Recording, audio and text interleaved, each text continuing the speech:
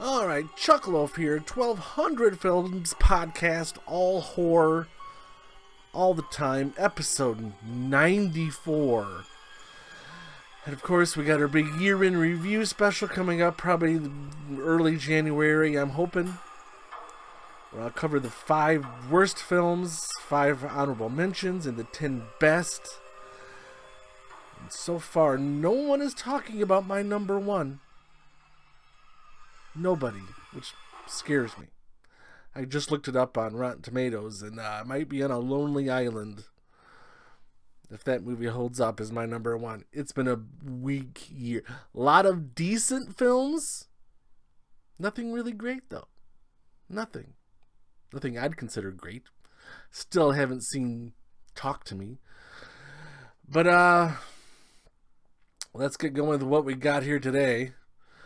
Of course, the rating scale on the bottom, dumpster fire garbage, can't quite recommend. Okay, if desperate, put it on the watch list, put it on top of your proverbial watch list. Ready? Let's go. From 2022, Bones and All, 6.8 on IMDb. It took me a long time to track this one down, and I wasn't going to pay the ridiculous price for what they wanted on pay-per-view. But I found it, and I watched it, and it's not bad. So, this girl gets abandoned by her father after she's just too much to handle because of her cannibalism. She can't make friends with anyone without wanting to eat them. So eventually the dad says, I've had enough, you're on your own, goodbye. So she starts wandering the country, and she somehow finds a boy who has her similar interests, and they partake in that kind of stuff, of eating peeps. The girl also finds this older man who's trying to be her mentor, but he's also very creepy. Everyone in this is very well casted. That Chalamet guy is almost always excellent. I just saw the trailer for Wonka. That looks like something. But yeah, this is more of a drama than a horror, but still a very good movie. Kind of long, but I'd say put it on the watch list. Check it out. Yeah, good film. Just be patient with it. Then from 2023, The Passenger. 6.3 on IMDb. The newest film from Carter Smith, who did The Ruins and Jimmy Marks is Dead. I see a continuing theme with his films. They all kind of revolve around bullying in some form or fashion. And there's a lot of bullying in the first 20 minutes of this film. The first 20 minutes of this film, top tier, stellar. I thought, this film's on its way to being the pick of the year. No. It starts great, and then it kind of meanders. It goes in a different direction. It should have had a slower build. Well, it's hard to describe without giving it away. But anyway, yeah. The last 2/3 of the film aren't as good as the first third. So that being said, okay if desperate. Still, it was interesting. I can't say more than that without giving things away. I don't want to. 2023 Slotherhouse. Slotherhouse. That's the name. 4.8 on IMDb. This is campy, cheesy, fun, I guess. So this killer sloth, who's doing just fine on his own in the jungle of wherever, gets taken. And this girl of this sorority, it's kind of like Legally Blonde kind of type deal going on, and she thought, how cool would it be to have a sloth as her little mascot? Well, the sloth has dark issues, that it's a killer. So we get many murders from this slow-moving sloth who finds ways to kill people. There was a movie a couple years ago called Benny Loves You about this stuffed animal this kid had when he was little, and it goes on a killing spree. That movie is much better than this. This is just okay if desperate. It's as good as I can give it. Next. 2023 Infinity Pool. This got a 6.0 on IMDb. It was exciting to see Mia Goth in another film after her brilliant performance in Pearl, and also co-starred Alexander Skarsgård, who was in that Big Little Lies with what's her name? Yep. So this film, how do I describe this film? I give up. I don't know. I don't know how to describe. Let me go to the IMDb and look. Okay, this is what IMDb says. This is a very safe description.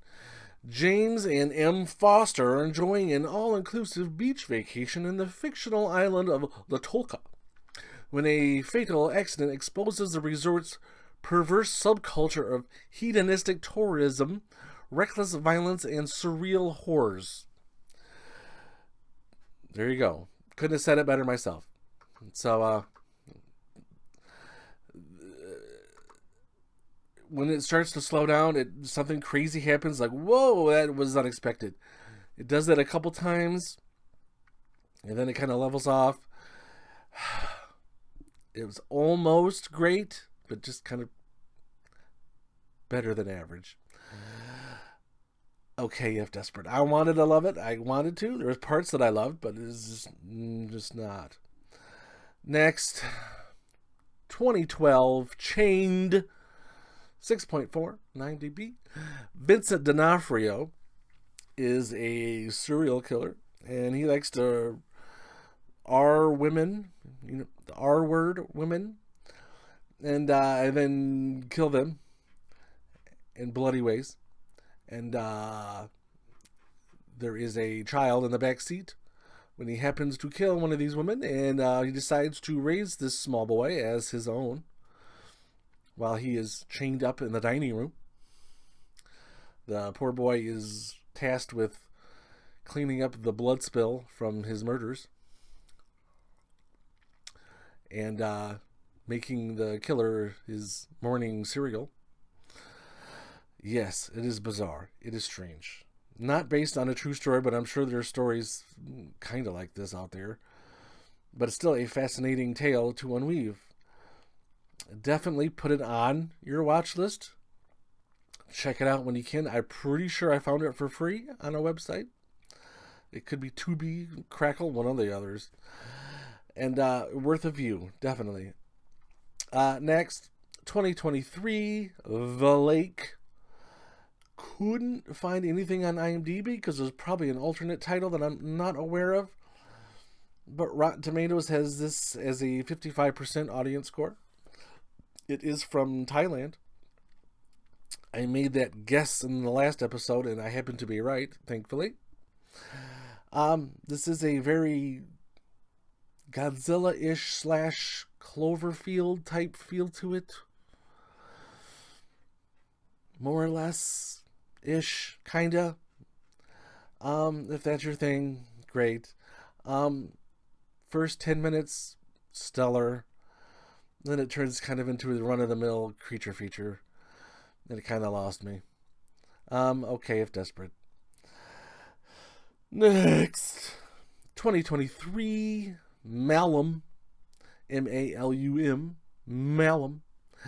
This got a 5.1. A lot of people are putting this on their top list of films of the year so far. I don't know about that. I've said this 1,000 times. It's scary for people that don't watch a lot of horror films. If you only watch a couple a year and you watch this, you'll probably think it's pretty good. for someone that's seen hundreds of thousands, probably, at this point, of horror films, especially modern day horror films, it's just okay. It's all kind of been done in some fashion or form. Nothing really super original. It is well made, well crafted. The story is interesting enough, and it does kind of have a little bit more plot than most horror films, so points for that, but still, for me, it's okay. If desperate, but for many people, I would say you probably would like it more than me, so put it on your watch list. That being said, time to get to the feature review of Cobweb. Peter, sometimes you have to make hard decisions to protect your family. What is that? The banging.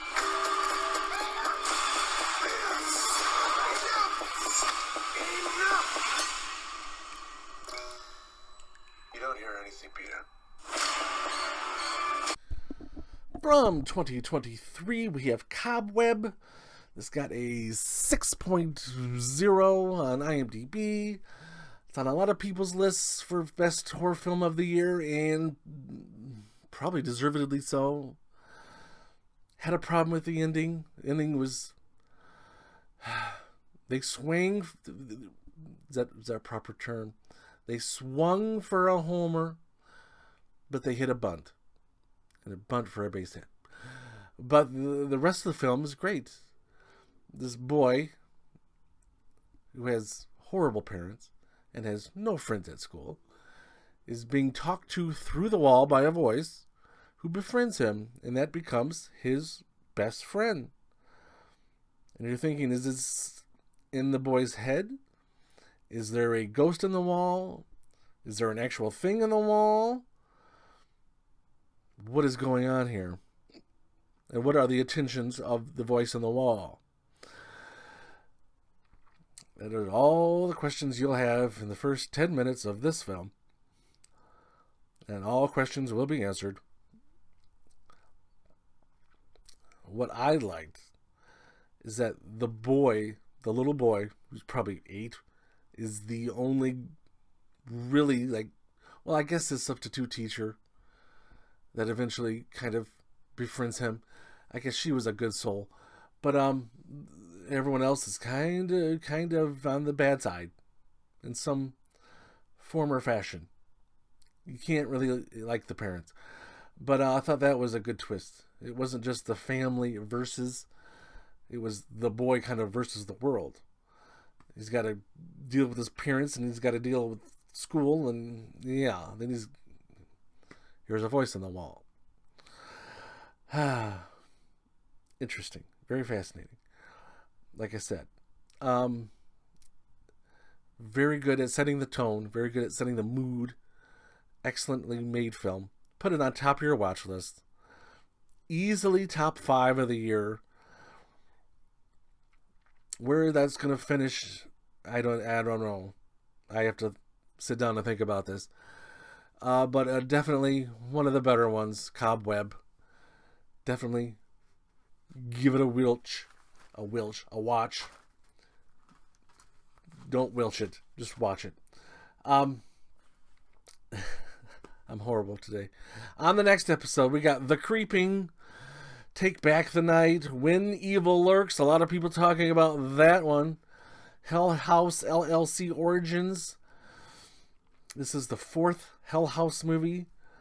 They got progressively worse, so I'm low expectations for the 4th one. But it is an origin story about how it started, so maybe, I don't know. One called Influencer, which it looks like I'll hate. One called Night of the Hunted, which it looks like a lone gunman in the middle of nowhere movie. Birth, Rebirth. And then the newest Pet Sematary movie. Pet Sematary Bloodlines, which I believe is a prequel. So, we got that coming up. I just activated the Netflix account, so I'm probably going to have a whole show on Netflix horror movies, because bunch of the ones I need to watch are on Netflix. So I got to get them all in before the end of the year so I can make an appropriate list of my top, best, and worst. Hopefully not too many worse. But we'll see. Time will tell, as they say. So until whenever, probably another week or two, I'll talk to you then.